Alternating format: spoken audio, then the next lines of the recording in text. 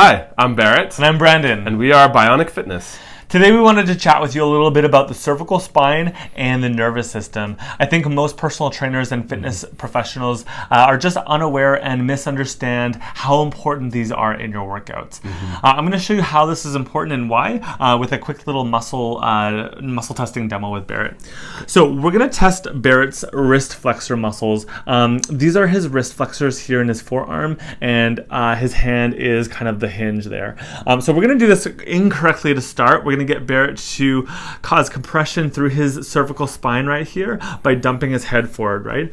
And so if I get him to resist me as hard as you can and try and pull him out of position, not super difficult. Good. Let's do the same thing, but this time we're going to have a nice proper alignment through the spine, the cervical spine, and we're going to do that same test. And as you can see, I can't move him. Right? The reason why this is happening is because all of Barrett's muscles fire from a signal that comes from his brain. All of those things come through the cervical spine. And so all of the signaling passes through this area in your body right there. Right? So this is why it's really important to make sure that during your workout, you have a nice healthy alignment through the spine and we're not dumping or causing compression unnecessarily. You'll see this postured a lot with people when they are on their cell phones. This incorrect posture or compensation posture. Yeah, Brandon's going to demonstrate for us. So you'll see it often where they're dumping through their neck, looking down, and that is causing a lot of compression, pushing it's lengthening out that neck that we don't want, right? You'll also see this too with people that might sit at a desk. And when you do sit at a desk, not quite that far, there we go. You'll see shoulders are rounded forward and the neck is elongated forward, which is causing that compression. And also, if someone's monitor, they have to look up to it, they will oftentimes kink their neck, which is also going to cause another series of compressions through that neck. We don't want that, okay?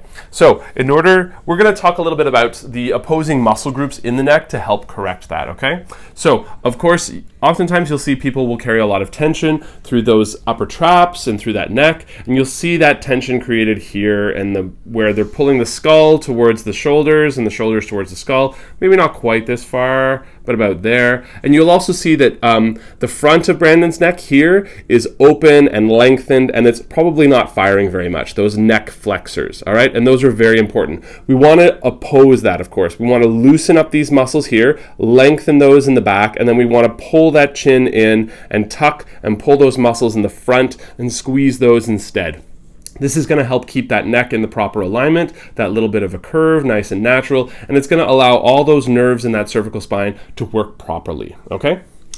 One of the places that you really see this in a workout is in push-ups. When people do a push-up, we've all seen that chicken peck where people are dumping forward through the head just like that. You're not a chicken, don't chicken pack.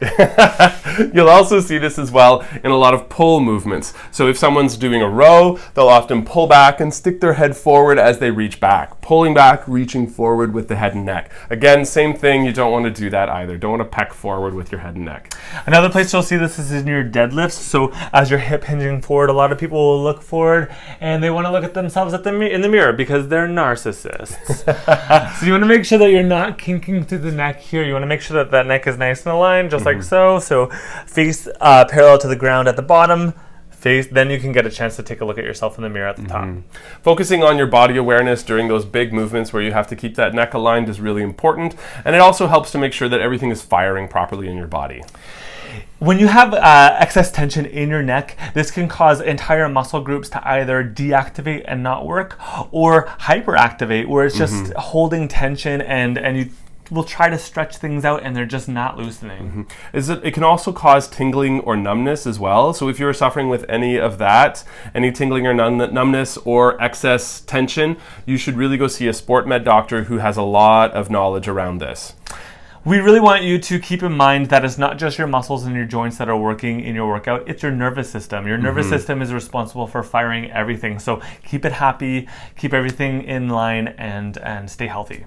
And happy squatting.